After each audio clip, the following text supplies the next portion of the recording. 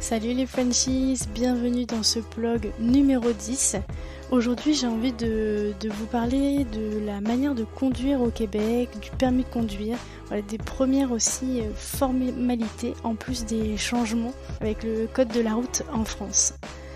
Déjà, c'est quand même relativement facile de conduire ici, il n'y a pas non plus des changements extraordinaires, on conduit du même côté qu'en Europe. Ce qui peut vraiment être perturbant, et encore, c'est les voitures automatiques qu'il y a systématiquement ici. Il y a très peu de voitures manuelles. Donc voilà, il y a juste ce petit détail, je dirais, qui change vraiment. Et puis, j'ai remarqué aussi que les autoroutes sont gratuites. De mémoire, il me semble qu'il y a que 2 autoroutes qui sont payantes au Canada. Après, j'aimerais vous parler un petit peu plus des principales réglementations qui vont changer, qui sont nouvelles par rapport à la France, mais toujours rien de compliqué. Notamment les feux de signalisation. Voilà, c'est comme dans les films et les séries américaines que vous voyez. Au Québec, c'est pareil, les feux sont en face à l'intersection. Donc il y a une ligne quand même qui marque l'arrêt. Franchement, moi, ça m'est encore pas arrivé d'oublier de m'arrêter à l'intersection. Je pense que, voilà, les intersections sont tellement grandes que instinctivement, en fait, on va s'arrêter à l'endroit où il faut s'arrêter. Donc, franchement, aucun problème à ce niveau-là. Il y a une autre chose qui change, c'est au feu, donc, si le feu est rouge, mais que vous voulez tourner à droite, c'est possible de le faire s'il y a personne dans votre direction. En gros, si vous gênez pas la circulation et que vous voulez tourner à droite, vous pouvez le faire. Par contre, sur Montréal, c'est interdit de tourner à droite au feu rouge. Voilà, c'est des petites choses à savoir. Bon, de toute façon, il y a plein de panneaux à l'entrée de Montréal qui vous l'indiquent que c'est interdit de tourner au feu rouge à droite. Donc voilà, vous risquez pas de vous tromper normalement. Ce que j'ai remarqué aussi, c'est qu'il n'y a pas de priorité à droite ici et qu'il y a très très très peu de ronds-points. En fait, les seuls ronds-points que j'ai vus, c'est dans les parkings des centres commerciaux, des grandes surfaces finalement. Ce que vous voyez énormément ici, c'est des carrefours avec un panneau stop. Donc il n'est pas un panneau stop ici, mais un panneau arrêt. Donc en fait, il suffit de marquer l'arrêt et de repérer qui est la première personne à s'être arrêtée. On observe bien et puis normalement il n'y a pas de problème. Et en fait ici je me rends compte qu'ils sont hyper courtois sur la route. Je fais souvent la remarque à mon copain, ça le saoule, mais c'est vrai. On entend très très peu klaxonner ici. Et justement aux arrêts ils sont hyper courtois, hyper vigilants de qui est arrivé en premier, qui arrive en deuxième, qui est le troisième, qui est le quatrième. Et vraiment c'est très surprenant au départ, surtout quand on vient de chez nous où on s'engouffre tous dans le carrefour en premier. Bah, c'est vrai que ouais, ça fait plaisir de voir cette discipline et puis cette politesse. Ensuite, il y a aussi une règle qu'on n'aura jamais en France, c'est l'interdiction de dépasser des bus scolaires. Et là, en fait, quand les feux du bus scolaire deviennent clignotants et qu'il y a un petit panneau arrêt qui se déplie sur le côté du bus, en fait là ça nous interdit de les dépasser, on doit se stopper net et on doit attendre qu'ils repartent sur la route. Donc ça c'est vraiment les principales choses qui changent, qui divergent de la France, que j'ai pu remarquer depuis mon arrivée. Au niveau des limitations, on roule vraiment moins vite qu'en France.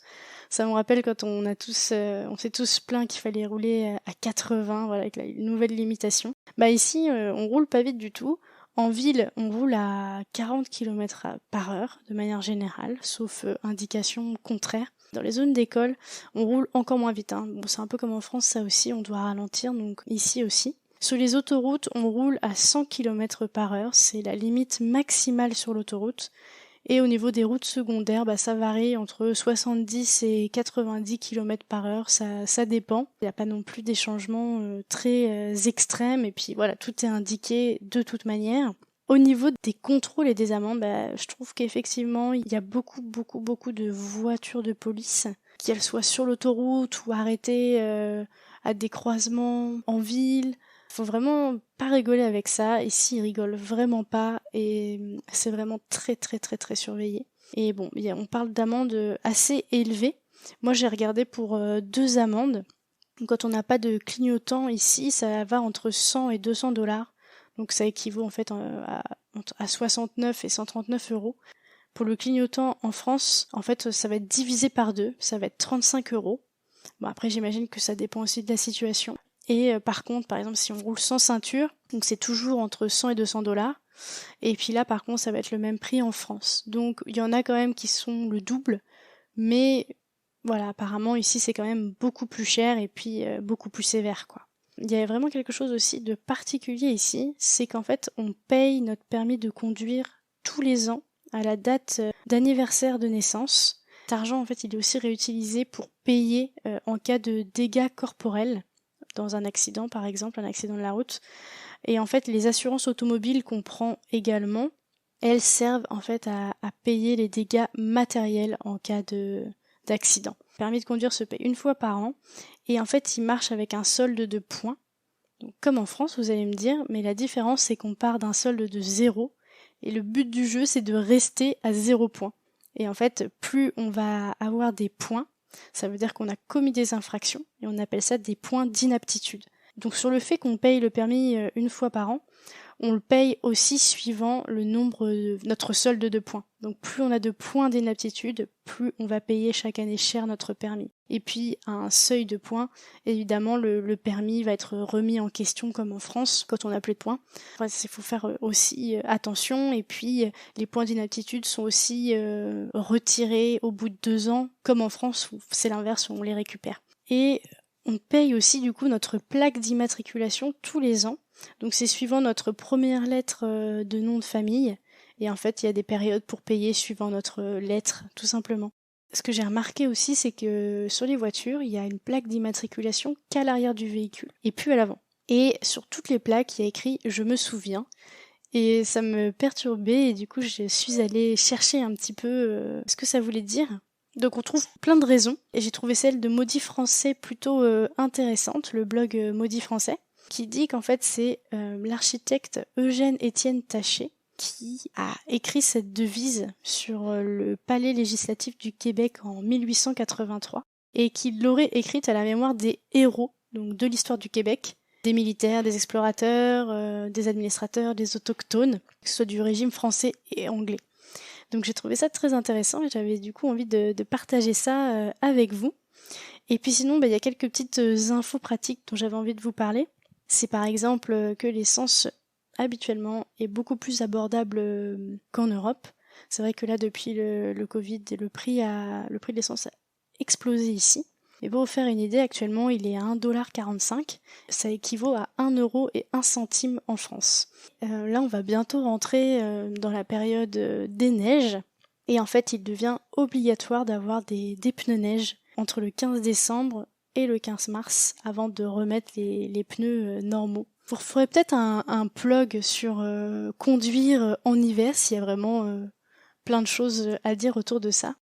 J'espère que ça vous a plu. Si vous êtes au Québec, n'hésitez pas à me dire en commentaire ce qui vous a perturbé, surpris quand vous avez pris le volant pour la première fois ici.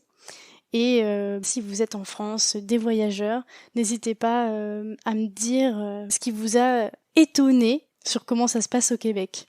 N'hésitez pas à partager cette nouvelle chronique audio. Je prends toujours un vrai plaisir à les faire et je vais continuer à les préparer pour vous.